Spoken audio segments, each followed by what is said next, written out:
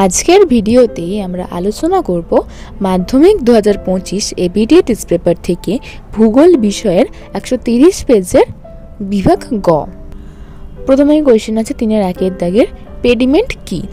উত্তর, মরু অঞ্চলে পার্বতের পাদদেশের প্রস্তরময় ঈষৎ ঢালু বিস্তৃত সমভূমিকে পেডিমেন্ট বলে। বায়ু ও সাময়িক জলধারার মিলিত কার্যের ফলে মরুভূমির পর্বতের পাদদেশ অঞ্চল ক্ষয়ীভূত হয়ে পেডিমেন্টের উৎপত্তি হয়। অথবা কোয়েশ্চেন, অশ্ব অক্ষাংশ কাকে বলে? উত্তর, কর্কটীয় ও মকরীয় উচ্চচাপ বলয়কে অশ্ব অক্ষাংশ বলা হয়। উভয় গোলার্ধে 25 ডিগ্রি থেকে 35 ডিগ্রি অক্ষাংশের মধ্যে অবস্থিত অশ্ব অক্ষাংশ। নেক্সট কোয়েশ্চেন 3-2 দাগের জলবিভাজিকার সংজ্ঞা দাও।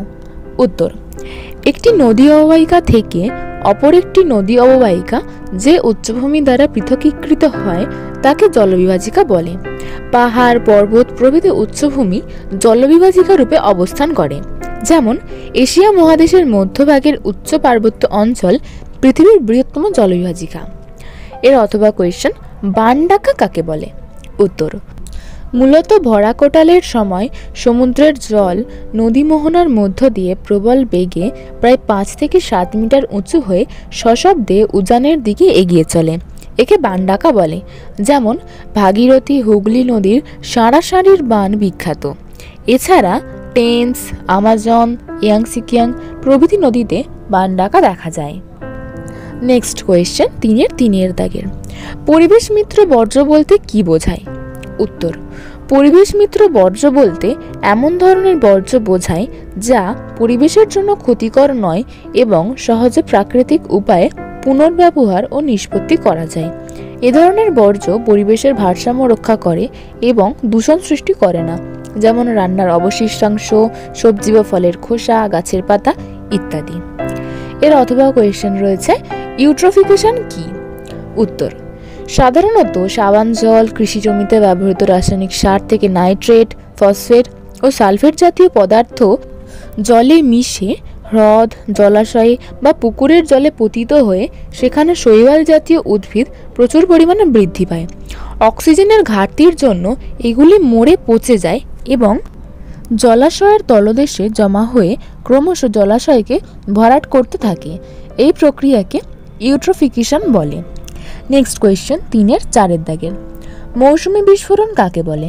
উত্তর, গ্রীষ্মকালের শেষের দিকে উত্তর পশ্চিম ভারতে গভীর নিম্নচাপের সৃষ্টি হলে আরব সাগর থেকে আসা জলীয় বাষ্পপূর্ণ আর্দ্র ও দক্ষিণ পশ্চিম মৌসুমী বায়ু আকস্মিকভাবে পশ্চিম ভারতে প্রবেশ করে।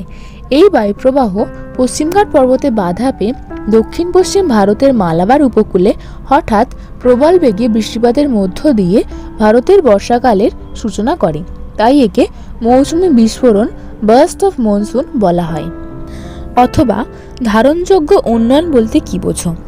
উত্তর, ব্রুন্টল্যান্ড কমিশনের মতে ভবিষ্যৎ প্রজন্মের প্রয়োজন মেটানোর ক্ষেত্রে কোনো আপোষ না করে বর্তমান প্রজন্মের চাহিদা মেটানোর জন্য গৃহীত পরিকল্পনাকে ধারণযোগ্য উন্নয়ন বা সাস্টেনেবল ডেভেলপমেন্ট বলে। এরপর 3-5 দাগের কোয়েশ্চেন, অনুসারী শিল্প কাকে বলে? উত্তর, কোনো বৃহদায়তন শিল্প থেকে যেসব দ্রব্য উৎপাদিত হয় সেই সব শিল্পজাত দ্রব্যকে কাঁচা মাল রূপে ব্যবহার করে গড়ে ওঠা ছোট ছোট শিল্পকে অনুসারী শিল্প বা ডাউনস্ট্রিম ইন্ডাস্ট্রি বলে।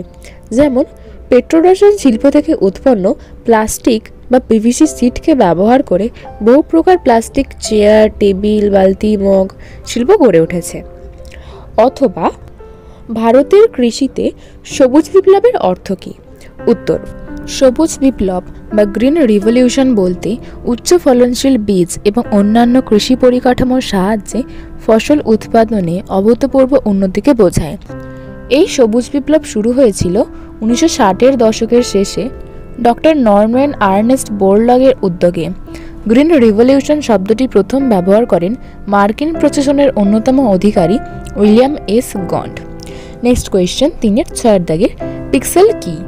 উত্তর, উপগ্রহ চিত্রের ক্ষুদ্রতম উপাদান যার একটি নির্দিষ্ট মান এবং ঠিকানা, অক্ষাংশ, দ্রাঘিমাংশ এবং সারি বা স্তম্ভ থাকে তাকে পিক্সেল বলে। এক একটি পিক্সেল ভূপৃষ্ঠের এক নির্দিষ্ট অংশের প্রতিনিধিত্ব করে। এর অথবা কোয়েশ্চেন, উপগ্রহ চিত্রে ছদ্মরং বলতে কী বোঝো?